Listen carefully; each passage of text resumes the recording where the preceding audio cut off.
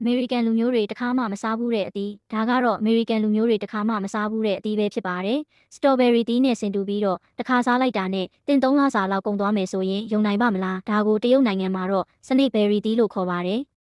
ဒါကိုကံကောင်းလို့စားဘူးတဲ့သူတွေကတော့ရိုးရိုက်သီးလို့လဲခေါ်ပါသေးတယ်စတော်ဘယ်ရီရဲ့အချိုရတာတမ်ဘရိုသီးရဲ့အချိုရတာနဲ့စပစ်သီးရဲ့အေးမြမှုမျိုးကိုတစ်ချက်ကြိုက်လိုက်တာနဲ့ရတာ3မျိုးပေးစွမ်းနိုင်ပါလိမ့်မယ်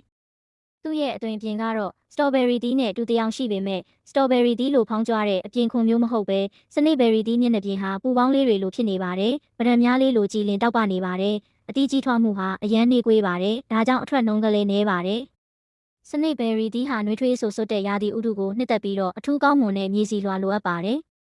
အေးမြမြရာသီကိုနှစ်သက်ပြီးတော့ရေဝတ်တဲ့နေရာဆိုရင်တော့အပင်သေးတတ်ပါတယ်။ဒါကြောင့်ဈေးကွက်ထဲကိုစနိတ်ဘယ်ရီသီးအနှဲငယ်သာရောက်ရှိနိုင်ပါတယ်။ဈေးကွက်ရောက်ရှိလာတဲ့စနိတ်ဘယ်ရီသီးတွေဟာဇိမ်ခံပစ္စည်းတစ်ခုလိုဖြစ်လို့နေပြီးတီးတန့်ဗီယိုထဲမှာသတ်မှတ်ထားတဲ့အပူချိန်အတိအကျနဲ့ထားရှိရတာဖြစ်ပါတယ်။ဘူးတိုင်းကိုနံပါတ်တက်ထားပြီးတော့သူ့ရဲ့ဈေးနှုန်းကတော့အထူးပြောစရာမလိုတော့ပါဘူး။စားဘူးတဲ့သူတိုင်းကတော့ပေးရတဲ့ဈေးနဲ့တန်တယ်လို့ဆိုကြပါတယ်။စနိတ်ဘယ်ရီသီးကိုဒီတိုင်းစားကြသလိုယခုကဲ့သို့ကြာစနိတ်ဘယ်ရီသီးပေါက်စီလဲလှုပ်စားကြပါသေးတယ်